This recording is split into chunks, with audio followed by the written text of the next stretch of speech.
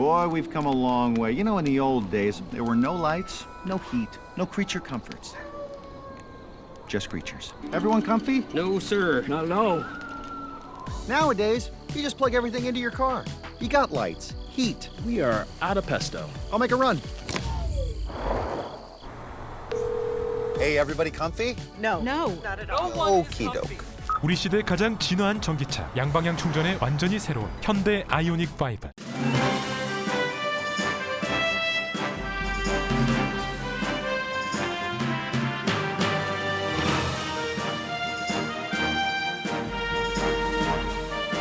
즐거움과 행복이 가득한 8월이 되시길 바랍니다. 라디오 서울이 함께합니다. 강혜신의 오늘의 미국.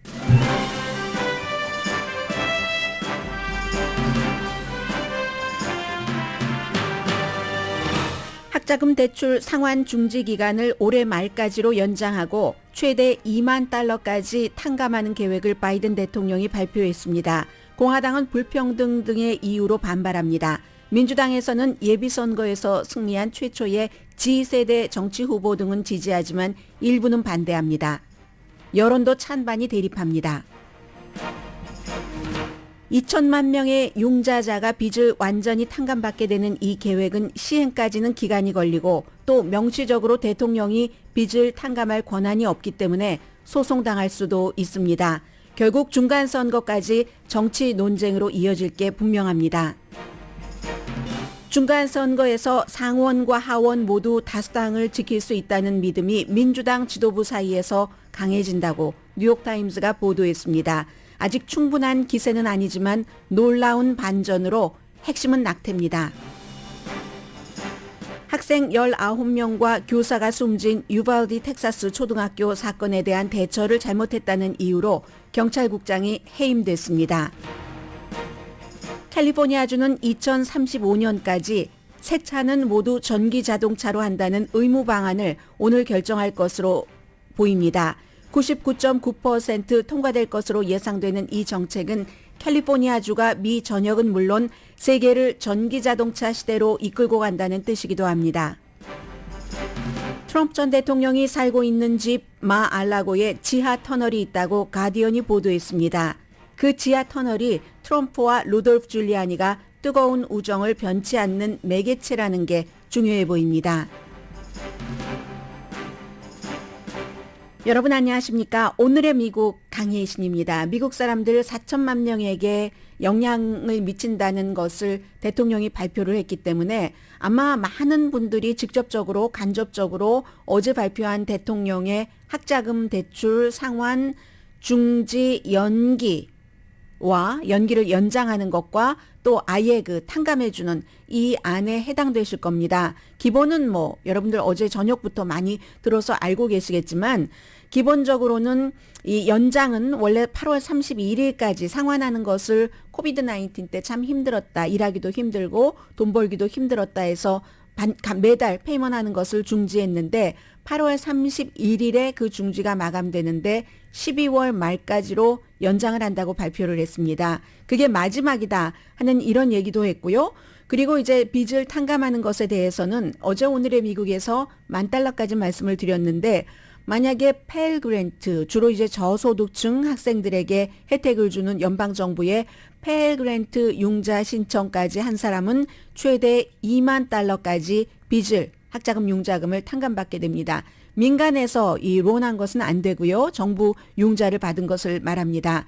그리고 또 하나는 지금은 대학을 졸업을 하고 이 빚을 갚는데 수입의 한 10%에서 15% 정도를 페이먼트로 하게 그 액수가 책정됐는데 그 액수도 반으로 줄여서 5%로 한다 하는 겁니다. 물론 조건은 있습니다. 조건은 기본적으로 수입이 1년에 한 사람이면 12만 5천 달러 아래여야지 되고 두 사람이면 25만 달러 아래여야지 됩니다.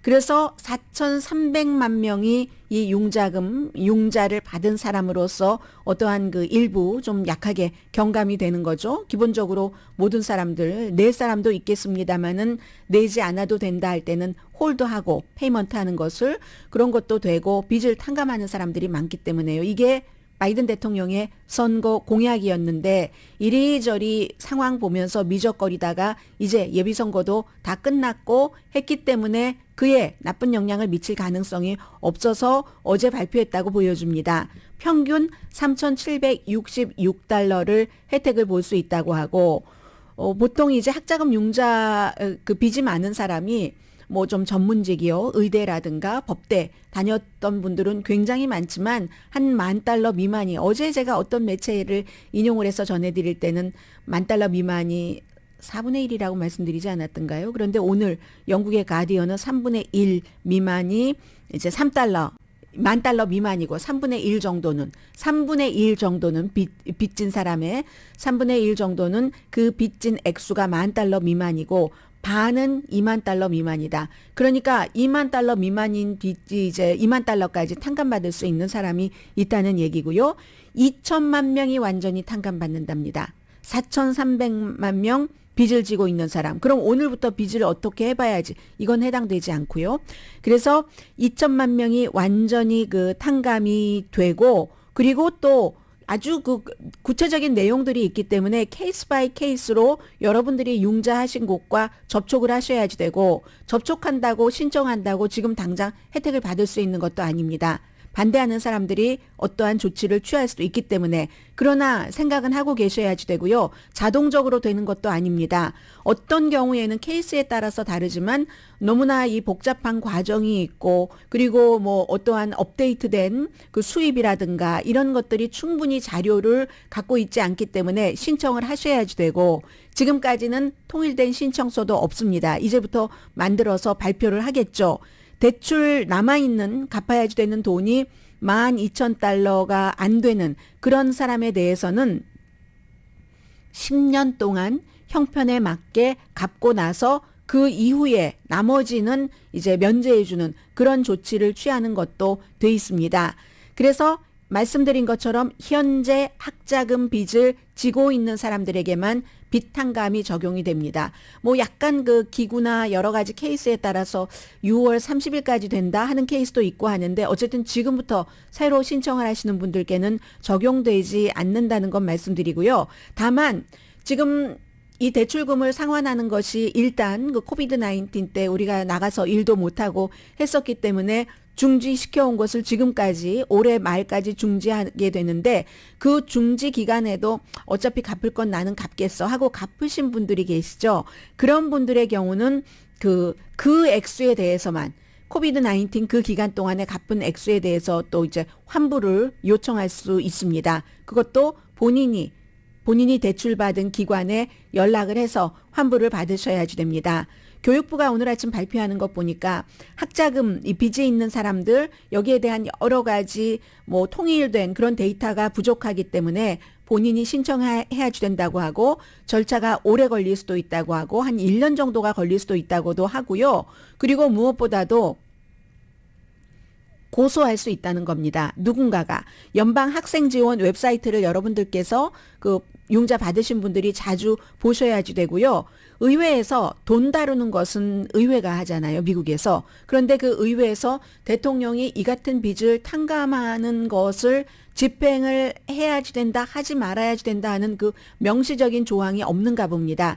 대통령이 이런 빚을 탕감할 수 있다라는 조항이 없다는 겁니다. 그래서 이제 고소할 수도 있다는 얘기고, 그 내용이 어떻게 될지 모르겠습니다. 그래서 이 시행 여부가 아주 막 확실하게 단단하게 신속적으로 내가 빚 다 탕감받았어 하는 것이 결론이 내려지는 것은 지금으로서는 아닌 것으로 보입니다. 그리고 이것은 지금까지 말씀드린 4,300만 명 플러스 간접적으로 해당되시는 분 이외에도 모든 미국 사람들에게 해당이 됩니다. 왜냐하면 정치적인 결정이고 정무적인 결정이고 중간 선거가 바로 앞에 있기 때문에. 바이든 대통령이 어제 이 내용을 발표를 하면서 야, 이 모든 것이 결국은 막 빚이 산더미처럼 있는 그런 사람들을 거기서 벗어나서 조금이라도 나도 이제 돈을 저축을 할 수가 있네? 집을 살 수 있는 꿈을 꿀 수 있네? 미뤄놨던 결혼도 할 수 있겠네? 뭐 작은 돈 들여서 사업도 할 수 있는 꿈도 꿔볼 수 있지, 이런 것을 뜻한다고 얘기를 하면서 계속 강조한 것이 이제 중간층, 저소득층에 초점을 뒀다. 그러니까 1년에 12만 5천 달러 이상 버는 사람은 안 된다. 뭐 실리콘밸리에서 굉장히 돈 많이 버는 사람들. 그런 사람들 학자금 융자까지 안 해준다 하는 것, 탕감해준다 하는 얘기는 아니라는 것을 굉장히 강조했습니다. 중간 선거를 앞두고 학생들, 젊은 유권자들이 이런 것을 탕감을 너무 원했기 때문에 진보가 너무 원했습니다. 특히 극진보일수록 많이 원했고요. 그래서 여기에 대해서 예비선거에서 그런 것을 또 하고 나면은 중간 성향의 사람들이 당선되지 못하면 어떡하는가. 이 바이든 대통령으로서는 여러 가지 고민이 있겠죠. 대통령이기 때문에 완전히 좌측으로도 갈 수 없고, 그리고 물론 트럼프 전 대통령처럼 완전히 우측으로 가는 사람도 있습니다만 대부분의 지도자들은 내가 대통령이 되고 나면 내 당의 기반은 있지만 모든 국민을 같이 가지고 가려는, 같이 자신과 함께 걸어가려는 그런 생각을 합니다. 그렇기 때문에 중도적인 사람이라든가 그런 사람들, 유권자들을 화내게 하고 싶어 하지 않았고, 이제 중간선거가 마무리되고 나서 이 같은 발표를 한 겁니다. 등록금 자체가 이참에 조금 알아보면은요, 조사 기구에 따라서 약간 다르지만 미국의 등록금이 지금 4년제가 공립대학은 평균 그 주에 살고 있는 학생이라면 9,410달러, 타주 학생이라면 2배 이상인 한 24,000달러 정도 됩니다. 그렇게 따지면 4년제 사립대학 무슨 비용, 이런 것들, 공립대학 이런 비용들이 얼마가 되고 사립대학이 얼마가 되고 하는 것이 나오잖아요. 그래서 졸업할 때쯤 되면 사립학교 다니면 몇십만 불 금방, 학자금만 15만 달러 정도는 되기 때문에 15만 달러 정도는 학자금만 되니까 거기에 기숙사비, 먹는 거, 용돈 얼마나 많이 나가겠습니까? 그런데 2021년 미국의 중간 가족의 그 소득은 평균 7만 9천 달러, 약 8만 달러 정도 됩니다. 혼자 버는 사람도 있지만 두 사람이 버는 사람도 있고 해서 그 정도 되는데, 만약에 연소득이 부부가 일해서 8만 달러 정도 되는데 대학생이 2명 있다고 보면은, 그렇다면은 소득의 24% 정도가 학비로만 나간다는 얘기입니다. 기숙사, 먹는 것 이런 거는 빼고 지금 그 정도고, 만약에 자녀가 공립학교에 다닐 때 그러고 4년제 사립학교에 다니면 소득의, 가정의 그 소득의 84%를 대학교 등록금으로 내야지 된다는 얘기가 됩니다. 이런 상황이기 때문에 이제 그 저소득층 이런 그런 사람들에게 조금이라도 도움이 되고 싶다 하는 얘기고요. 또 자녀분들 5년 6년 안에 대학교 졸업하지 않는다고 화내시는 부모님들도 안 계시고 막 윽박지르는 부모님들도 더 이상 안 계십니다. 4년제 대학을 졸업하는 사람 40% 미만이고 여러 가지 그 기간도 4년 안에 졸업하는 사람도 이제는 더 이상 반도 안 되는 이런 상황이기 때문에, 그런데 이제 만약에 이제 반대하는 사람들 측에서 보면은 대학교를 졸업을 하면은 여러 가지 인생이 좋아지죠. 돈도 대학 졸업하지 않은 사람보다 많이 벌고, 결혼도 제때 하고, 일자리 해고될 이유도 별로 없고, 요즘은 조금 많이 달라지기는 했습니다만 그렇게 비싸게 주고 대학을 꼭 나와야지 돼 하지만, 그래도 가다가 더 험하지 않고 웬만큼 내가 한 일에 대한 대가를 적정하게 받고 요구하고 권리를 추구하고 하려면 대학 졸업자가 대학을 졸업하지 않은 사람보다 훨씬 쉽다는 것, 삶이 덜 고단하다는 것도 사실입니다. 그러니까 더 건강하죠. 수치를 보면은 더 오래 삽니다. 그리고 본인의 인생에 대해서 만족을 느낍니다. 그런데 이 같은 대학교를 다니는데 등록금이 이렇게 많고 하니까 대학을 갈 수 있는 사람과 빚을 얹고라도 갈 수 없는 사람 간의 삶의 질은 수십 년 동안 너무나 많이 벌어졌습니다. 그러니까 이런 때 그렇게 대학교에 나와서 더 잘 살 수 있는 사람을 위해서 빚을 탕감을 해야지 된다고 하는 것에 회의적인 시각을 갖는 사람들이 많을 수밖에 없죠. 대학을 졸업하지 않은 부모님들, 또 대학을 나오지 않고 열심히 일해서 조금씩이라도 저축을 해서 살려고 애써보는 그런 사람들, 아니면 대학교 나왔어요. 중산층 가정입니다. 가정에서 대학교 나왔고 부모님이 정말 아이에게 빚 안 물려주려고 부모님은 신발 하나도 못 사시면서 아이 등록금들만 열심히 해서 했는데 이제 겨우 갚았어요? 그런데 이건 또 뭐지? 하고 생각하시는 사람들도 많이 계시겠죠. 그렇기 때문에 이게 어떻게 보면은 그 가족의 그 어떤 클래스의 대물림이고 부의 대물림이고 그 부의 대물림을 하는 거기 도와주는데 왜 돈을 조금 받는 대학교에도 나오지 못한 사람들 세금까지 다 들어가야지 되지? 여기에 대한 반대 의견이 굉장히 많은 겁니다. 그리고 교육 부채라는 것은 교육 때문에 빚을 진 것은 대학교 등록금 빚을 진 것은 가난한 사람에게 더 많겠습니까? 부자에게 더 많겠습니까? 부자에게 더 많다는 것도 사실입니다. 그런데도 이 대출, 학자금 대출 탕감하는 것은 정치적인 좌파에서 나온 아이디어입니다. 왜냐하면 민주당이 대도시 지역에 많이 살고 있고 대학 졸업자들의 정당이잖아요. 졸업하지 않은 사람은 민주당보다는 공화당을 많이 선택을 하고 등록금은 계속 오르고 밀레니얼 세대 소득 증가가 별로라서 굉장히 실망하는데 이 밀레니얼 세대가 공화당 측이겠습니까? 민주당 측이겠습니까? 그런데 나를 위해서 내가 원하는 거 밀레니얼 세대는 탕감 이런 거 너무 좋아하죠. 그거 안 해준다면 투표장에 나가서 투표를 하겠습니까? 이런 것들을 바이든 대통령은 당연히 계산을 했을 테고요. 그러나 바이든 대통령에게 딜레마, 곤란한 점이 있죠. 아주 오디너리조라는 얘기가 왜 나옵니까? 보통 미국 사람들처럼 행동하고 말하고 미국 사람이 마시는 그 상표의 맥주를 마시고 보통 사람, 우리 이웃집 아저씨와 같다는 느낌으로 민주당 노동계층 사람들을 위한 정치인으로 본인을 계속 그렇게 읽어왔는데 더군다나 월터 먼데일 대통령 이후에 미국에서 아이빌리그 졸업장 없는 대통령은 이 바이든 대통령 한 사람뿐이라니까요. 델라웨어 대학교 한 사람뿐이죠. 전부 생각을 해보세요. 뭐 아버지가 부자여서 그랬던 아버지가 그 대학을 나왔기 때문에 미국에서 그 가족을 존중하는 것처럼 아들 부시 대통령이 아버지의 아이빌리그 대학을 나왔던 아니면 최초의 흑인 대통령인 버락 오바마가 열심히 스스로 공부해서 자수성가해서 하버드 법대를 나왔던 옥시덴탈 칼리지 그리고 캘리포니아에서 조금 다녔었잖아요. 컬럼비아로 갔고 컬럼비아 대학교 하버드 법대 그 신문 편집장까지 지냈고 자수성가이던 집안의 배경이던 아이빌리그 대학교 나오지 않은 보통 사람 같은 사람은 바이든 대통령 한 사람뿐인데 그 사람이 부자 엘리트들을 위해서 탕감을 한다고 이게 이제 그 바이든 대통령으로서는 조금 불편했을 테고요. 그렇기 때문에 중간 지점을 찾은 것처럼 보입니다. 민주당에서는 5만 달러 하라고 그랬었죠. 많은 사람들이 점점 왼쪽으로 가면 갈수록. 그런데 최대 2만 달러, 그것도 1,000달러는 50% 더 주는 것은 펠 그랜트, 연방정부에서 소득이 작기 때문에 주는 그런 가정의 소득이 작아서 주는 학생들에게 더 많이 준다 하는 얘기입니다. 그런데 결론적으로 아무리 이렇게 말씀드리고 저렇게 말씀드려도 이 같은 바이든 대통령의 계획은 대학에 가지 않은 미국인들에게는 전혀 도움이 되지 않습니다.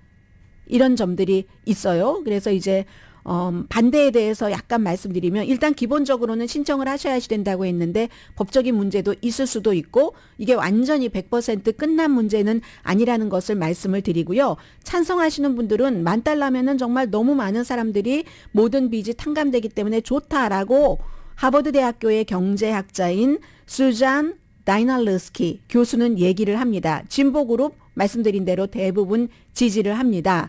그런데 반대하시는 분들도 많습니다.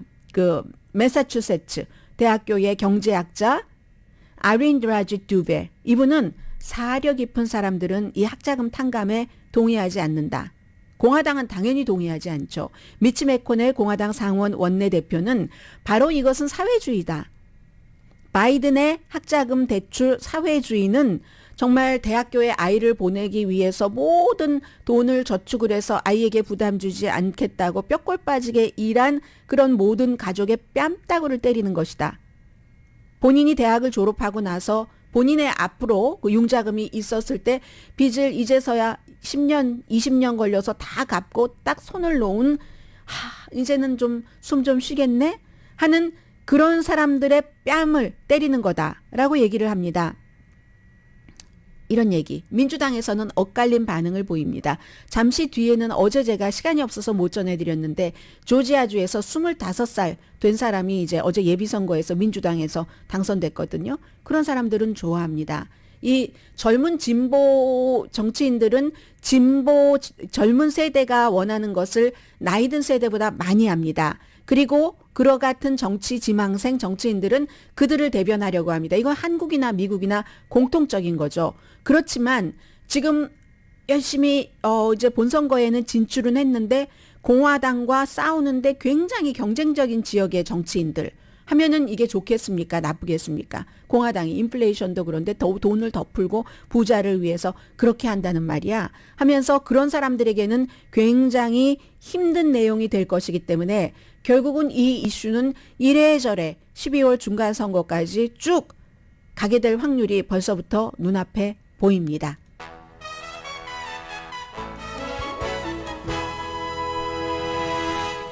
이런 걸로는 학자금 문제는 해결되지 않는다고 전문가들이 내놓는 방안 이런 게 있는데요. 제가 하다 보니까 길어져서 일단 꼭 해야 되는 뉴스만 하고 끝났습니다. 오늘의 미국은 존경받는 기업 17년 연속 1위, 소비자 신뢰도 1위인 유한양행 뉴오리진 미주 총판, 피부과학 셀리온, 이민법 가정법 전문 제인정 종합법률사무소, 절개를 최소화하는 복강경 수술 전문 장지아 외과, 프리미엄 고기 쌈밥 전문 레스토랑 쌈, 재래식으로 직접 만드는 검정콩 생순두부 수라원 순두부, 한국 홈쇼핑 공동후원입니다. 잠시 뒤에는 이슈와 가능성을 한꺼번에 묶어서 전해드리겠습니다. 참 사람은 포기하면 안 된다는 것을 뉴스를 하면서 항상 느끼게 되는데 어떤 때는 포기하지 않고 끝까지 가는 것이 저렇게 치열하게 살고 싶을까? 조금 편안하게 살지? 라고 생각될 때도 있는데 결정적인 순간에 치열하게 가고 희망을 잃지 않다 보면 뭐가 되는 게 있잖아요. 잠시 뒤에 전해드립니다.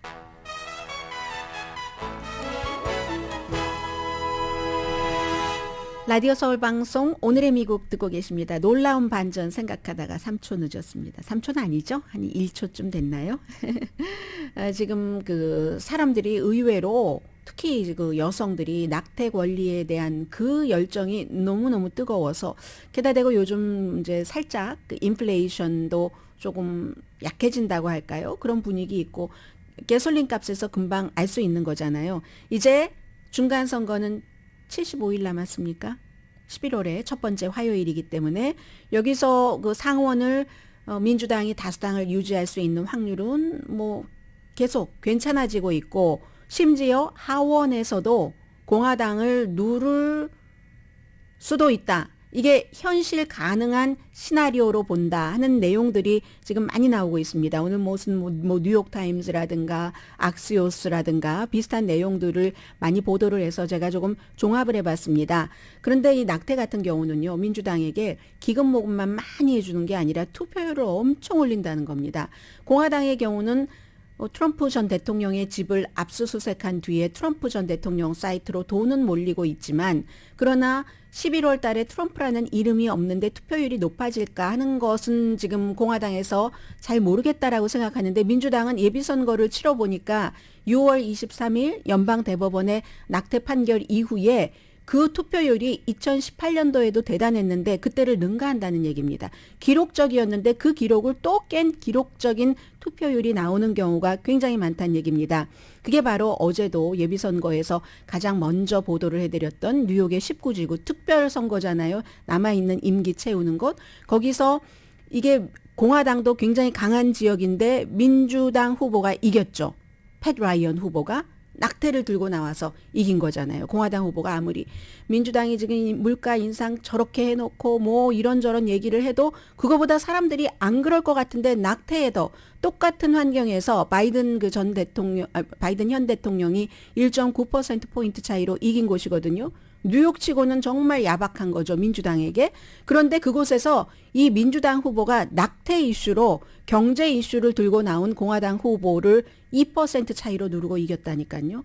그러니까 이런 예를 쭉 보면은 굉장히 민주당 투표 참여도 플로리다 주지사 예비선거에서 2018년보다도 더 많은 민주당 유권자들이 투표를 했습니다. 그래서 이게 투표율 증가가 돈도 중요하지만 굉장히 중요하다.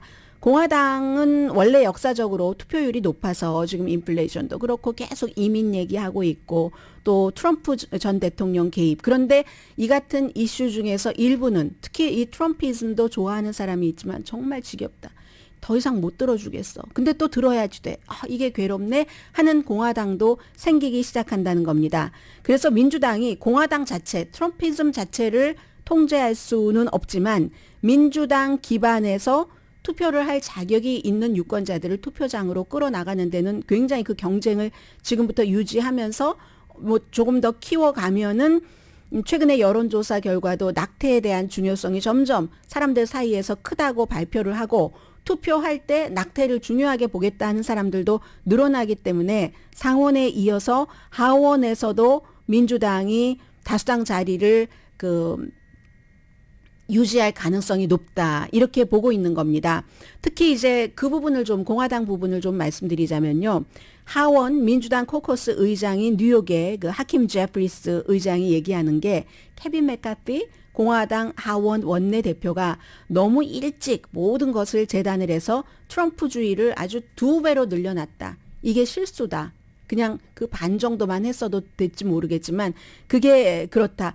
기본적으로 선거는 지난번도 그랬지만 선거구 재조정하는 것이 공화당에 굉장히 유리합니다. 그리고 민주당 의원들이 은퇴하는 민주당 의원들이 더 많고 이것도 공화당에 유리하긴 하거든요. 그런데 이 같은 변화하는 뭐 인플레이션 줄어들고 가솔린 값 싸지고 낙태라는 아주 열정적인 이 이슈, 이 바람이 공화당의 어떠한 원래부터 강했었던 여러 가지를 무뎌지게 할 수 있는 힘은 아직 있어 보인다는 겁니다. 공화당도 노력하겠죠, 당연히.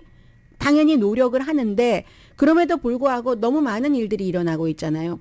뭐 처방약 값을 내린다던가 반도체 칩 앤 과학 법안이라든가 뭐 총기 규제 법안이라든가 이런 것 등등. 그리고 트럼프 전 대통령 집을 연방수사국 FBI가 수사하는 것. 이게 지금 어떻게 되는가. 여기에 대한 반응 자체도 이 공화당의 반응이 조금 어떤 때는 지나치다 하는 것도 있고 물론 민주당이 이렇게 하면 안 되다 하는 것도 있지만 그래서 결국은 11월 선거가 중요한 것은 트럼프가 전면적으로 나오면 사실은 바이든 대통령이 인기가 겨우 이제 40% 아래로 내려갔다가 40%를 회복을 했는데 그럼 바이든 대통령에 대한 징계가 돼야지 되잖아요. 바이든 대통령에 대한 심판이 돼야지 되잖아요. 그런데 그게 아니라 투표 용지에 이름도 없는 트럼프가 다시 주목을 받으면서 양당이 트럼프에 주목하면서 분열하는 바이든 현 대통령이 잘못했거나 최근까지 인기가 없었던 이런 모든 것들이 뒷전으로 간다는 얘기입니다. 민주당에게 유리한 거죠. 물론 공화당이 하원에서 다수당을 차지하려면 5석만 더 있으면 됩니다. 그리고 이게 지금으로서는 훨씬 가능성이 높죠. 높은데도 이런 여러 가지 때문에 민주당이 이제는 감히 하원도 다수당을 유지할 수 있나 하고 넘나보고 있다는 낙관주의 같은 것들이 민주당에 많이 생겼다는 겁니다.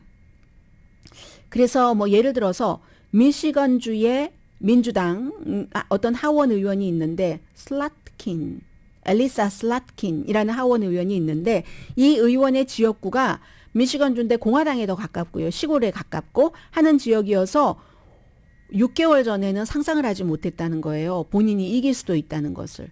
그런데 지금은 길이 좁아 보이기는 하는데 문도 좁아 보이긴 하는데 내가 통과할 수 있는 정도다. 불과 얼마 전에 몇 개월 전에 상상하지 못했던 올해 초에는 기회가 아예 없다고 생각을 했는데 그랬던 민주당 후보들이 6월 23일 이후에 많은 것들이 불이 붙어서 지금 희망을 이렇게 보여주고 있는데 데이터도 뒷받침을 하고 있습니다. 퓨 리서치사의 여론조사 결과 화요일에 발표했는데 등록된 유권자의 56%가 중간선거 내가 투표할 때 낙태 굉장히 중요하다. 낙태 자체도 이제 이미 낙태를 하지 않아도 되는 나이가 되는 여성들도 많이 있습니다. 그런데 자유권을, 개인권을, 사생활을 정부가 조정한다. 누구에게 조정당하는 걸 가장 싫어하는 게 인간의 넘버원 속성 가운데 하나잖아요. 내 자신도 컨트롤, 내 스스로도 안 되는 걸 얼마나 미워합니까? 그런데 남이, 국가가 왜 내 침대 및 송사를 관장을 한다고 하지? 하면서 그런 사람들이 지금 뭐 56%이기 때문에 3월 달에 43%에서 낙태가 중요하다. 중간선거에서 이슈에 대해서. 그런 사람보다 22%가 증가했잖아요. 엄청난 증가입니다. 그렇기 때문에 공화당이 너무나 트럼피즘, 메가, 뭐 Make America, 뭐 Great Again 여기에 너무너무 취해 있으면 바이든에게 실망하기는 했는데 그 사람들이 돌아서서 트럼프 극단주의 쪽에 표를 찍는다는 뜻은 아니라는 겁니다. 게다 대고 계속 지금도 뭐 QAnon의 음모론을 얘기하는 사람들도 있고요. 그래서 사람들이 생각을 하는 거예요. 아, 극단적이고 이런 것들에 집중을 하다 보니까 뭐 선거도 부정선거라고 하더니 뭐 1년 반 이상 지내놓고 보는데 미국이 부정선거였다면 그 사람을 대통령으로 주겠어. 상식적으로 이제 조금 냉정해지니까 그런 생각도 들고 다른 나라도 그렇지 그런 사람을 미국 대통령으로 인정을 했겠어? 이 같은 생각들을 하면서 이제는 그 분열적인 정치에 좀 넌더리가 난다. 이런 수준까지 간다는 거죠. 아무튼 그런 얘기들 있고요. 그렇기 때문에 이제 이 민주당이 하원까지도 지금 뭐 바라볼 수도 있다. 정치적인 그 바람의 변화가 있다는 겁니다. 물론 제가 지금 가능성이 더 높다라고 말씀드리지 않았습니다. 가능성이 전혀 없다에서 충분하지는 않지만 지금까지 충분하지는 않지만 가능성이 점점 이제는 가능성은 있고 하원을 유지할 수 있는 가능성은 그게 몇 퍼센트냐의 문제지. 전에는 100% 없었습니다. 그런데 가능성은 있고 거의 100% 없었습니다. 99.9% 가능성은 있고 그 가능성이 점점 커져가고 있다. 이럴 때 이제 놀라운 반전인 거고 우리는 절대로 이제 그 포기하면 안 되는 거고 이런 상황에 계속 트럼프 전 대통령은 또 어제는 그 같은 공화당인데 미치 매코넬 상원 원내대표가 지금 당장 그 자리에서 내려와야 된다고 얘기를 했거든요. 또 와이프 끌고 들어가서 중국과 연관이 있어서 돈을 잘 버내 하면서 당장 저 사람 끌어내야지 된다. 근데 그 이유가 트럼프 전 대통령이 말하자면 미치 매코넬이 그렇게 직설적으로 말하진 않았습니다. 그러나 그렇게 말했죠. 상원에서 우리가 다수당 차지하지 못할 다수당 보장 안 된다. 왜냐하면 자격 안 되는 후보가 많이 있기 때문에 그 후보가 전부 트럼프 전 대통령이 지지한 후보라는 얘기죠. 은유적으로. 그 말을 했기 때문에 지금 선거를 몇 개월 앞두고 상원의 원내대표를 끌어내야지 된다고 얘기를 하면은 그게 뭉치는 당입니까? 흩어지는 당입니까? 그에 비해서 민주당은 버락 오바마가 지금부터 상원 그 후보들 선거에 기금 모금하는데 본인이 열심히 이제 그 나간답니다. 얼굴을 들이밀어서 어떤 때는 뭐 한 사람당 25,000달러를 내야지 되고 뭐 여러 가지 코스가 있으면 5만 달러를 내야지 되는 그런 곳에 그리고 또 전국적인 어떠한 무슨 협회죠? 전국 민주 선거구 조정 그 위원회 이게 이제 선거구가 조정만 하면 공화당이 유리하게 되니까 그 의장이 오바마 시대의 법무장관을 지냈던 에릭 홀더입니다. 이제 그 사람이 주관을 하는 어떤 행사에도 가고 해서 민주당은 지금 열심히 오바마는 오바마대로 역할을 하고 다른 사람들은 다른 사람대로 역할을 하는데 공화당은 분열이잖아요. 그렇기 때문에 이제 이 공화당의 상원과 하원의 다수당 보장 가능성은 점점 멀어지고 있다는 얘기 전했습니다.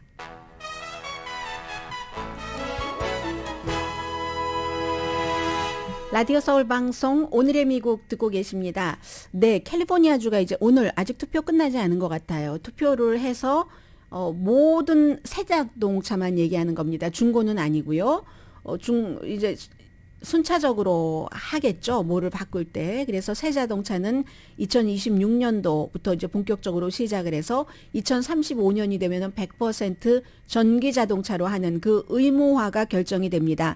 결정하는 그 주체가 캘리포니아 공기 에어 리소스 보드 공기자원위원회, 캘리포니아 대기자원위원회. 지난 30년 역사상 이 위원회 30년 역사상 가장 중요한 결정이라고 하는데 캘리포니아에서 이제 이렇게 되면은 다른 주가 따라할 것이고 세계가 따라할 것이고 캘리포니아 주가 미국에서 인구도 제일 많고 자동차도 제일 많은 곳입니다. 국가로 따져도 뭐 세계 뭐 세 번째, 네 번째, 다섯 번째 그 안에 자동차 숫자가 많은 그런 곳이 될 겁니다. 기본이 이유는 그거죠. 기후변화 때문에 그렇고 기후변화의 많은 원인이 오염 때문인데 이산화탄소 같은 것 그런 것에 또 반은 자동차에서 나오잖아요. 특히 캘리포니아주 자동차가 많기 때문에 땅이 넓어서 대중교통수단보다는 각자 다 자동차를 타고 생활을 하기 때문에 그렇게 되는 거고요. 그러면 14년 계획이네요. 지금부터 해서 주지사가 원래 행정명령을 내렸습니다. 이런 것을 고려해라 하고 2년이 있다가 이 같은 것을 그동안 연구하고 또 연구하고 해서 최종적인 결정을 내리는 건데 2026년형 모델은 35%가 전기자동차. 이 자동차에는 일반 승용차도 포함되고 SUV 당연히 들어가고요. 작은 트럭까지. 그리고 2030년이래야 8년이에요. 2026년이래야 4년 뒤입니다. 그때가 되면은 캘리포니아주는 68%가 전기자동차라는 얘기입니다. 2035년이 되면은 100% 새로운 자동차, 새 차는 이제 전기자동차가 의무화가 되는 거죠. 우리가 세탁소, 한국 분들이 세탁소 많이 하셨을 때 어떤 그 세제를 쓰셨습니까?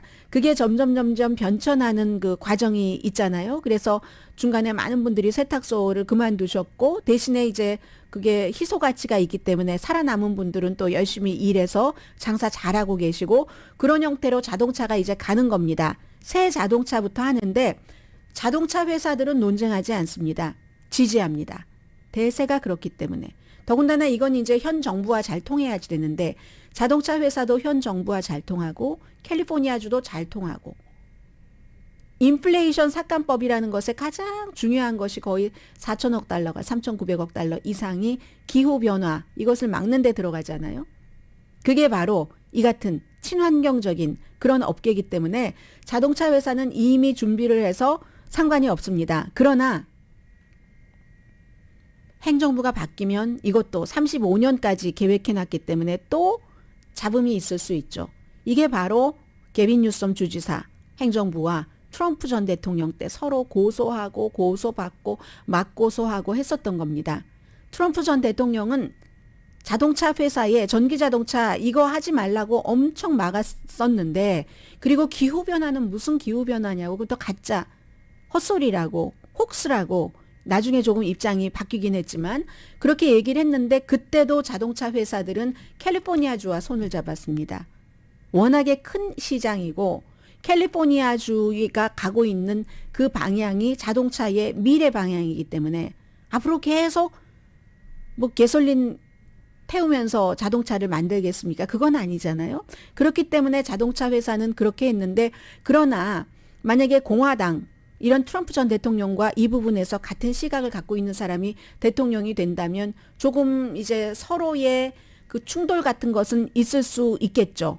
바이든 대통령도 지난해에 2030년까지 미국에서 판매되는 모든 자동차의 반을 전기자동차로 만들도록 노력할 것을 요구하는 행정명령에 서명했습니다. 반 2030년까지 행정명령. 그러니까 캘리포니아주는 35년에 100% 의무화잖아요.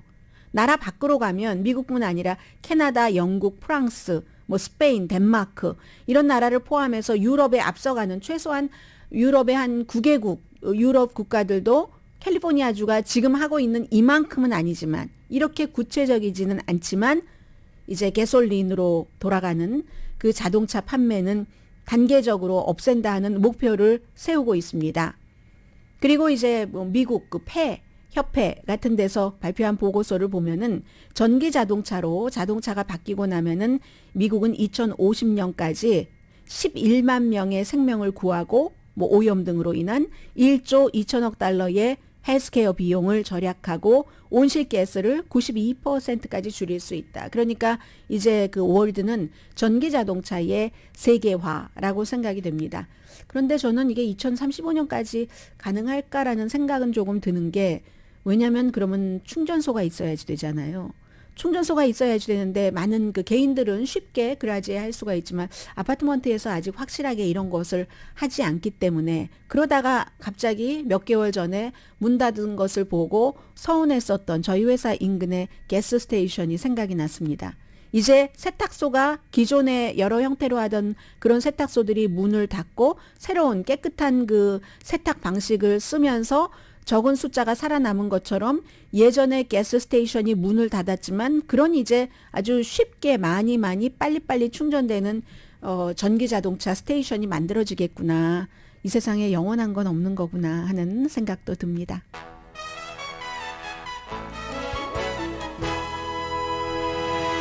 라디오 서울 방송 오늘의 미국 듣고 계십니다. 짧게 이것은 전해드리고 그 다음 이슈로 가보겠습니다. 왜냐하면 그냥 지나칠 수도 있는데 지나치면 좀 미안하다는 생각이 들어서요.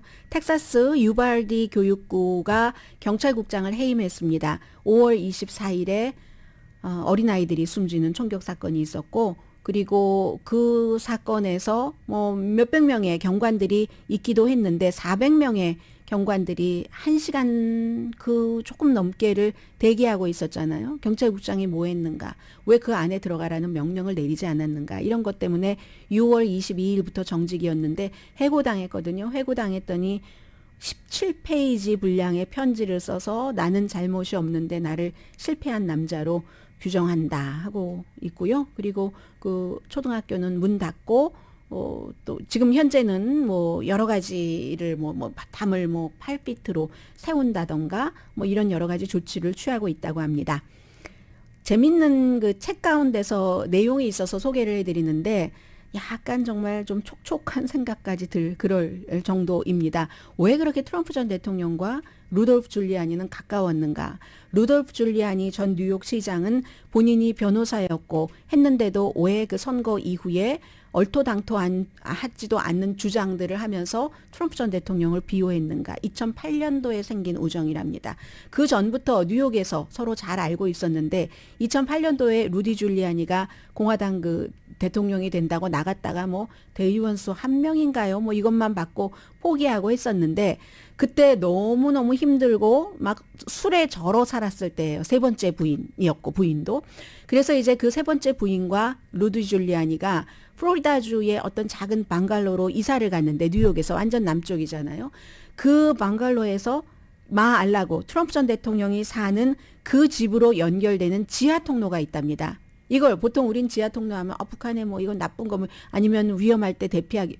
그게 아니라 원래부터 있었던 그런 것이라서 그 스토리는 다른 스토리고 이 지하 통로로 쭉 그 마알라고까지 가서 그 당시에 트럼프가 루디 줄리아니를 많이 위로했다는 거예요. 술 마셔서 다쳐서 뭐 넘어지고 자동차에 해서 다치고 너무너무 힘들었을 때 이 사람도 세 번째 결혼, 트럼프도 멜라니아 트럼프였었죠. 세 번째 결혼이었었죠. 그때 아무에게도 얘기하지 않고 트럼프가 비밀도 지켜주면서 이 루디 줄리아니를 잘 대우를 해줬다는 겁니다. 비밀도 지켜주면서 그래서 루디 줄리아니도 그것이 고마워서 이 그 트럼프 전 대통령을 이렇게 강력하게 비호하고 있는 것이다. 아주 뭐 주변에 루디 줄리아니가 지고 나니까 선거 후보도 못 되고 이러고 나니까는 뭐 사람들이 다 떠났는데 그 사람을 이 트럼프가 이렇게 지하 통로로 다니게 하면서 케어해줬다. 이런 얘기입니다. 그래서 루디 줄리아는 절대 트럼프 전 대통령에게 등을 돌리지 않을 것이다. 뭐 이런 얘기를 하는데 그로써 본인이 피해를 볼지 그가 등을 돌리지 않고 변호를 그동안 잘못해서 트럼프 전 대통령이 피해를 본 것도 있고요. 오늘의 미국은 이게 새로운 책 9월 달에 발매될 책에 쓰여진 내용이라고 가디언이 보도했습니다. 피부과학 셀리온 제인정 종합법률사무소 절개를 최소화하는 복강경 수술 전문 장지하 외과 프리미엄 고기 쌈밥 전문 레스토랑 쌈 재래식으로 직접 만드는 검정콩 생순두부 수라원 순두부 한국 홈쇼핑 시간이 되니까 맨 앞에 공정하기 위해서 못 읽었던 부분을 다시 읽어보겠습니다. 존경받는 기업 17년 연속 1위 소비자 신뢰도 1위인 유한양행 뉴 오리진 미주 총판 피부과학 셀리온 공동 후원이었습니다. 10시에 좋은 아침 좋은 하루 방송됩니다. 네, 지금 뭐 우크라이나도 굉장히 위험하다고 하고 젤렌스키 대통령은 다시 찾는다고 하고 독립기념일에 뭐 20몇 명이 숨졌다고 하고 열차를 뭐 폭파시켰다고 하고 어수선합니다. 강희신이었습니다.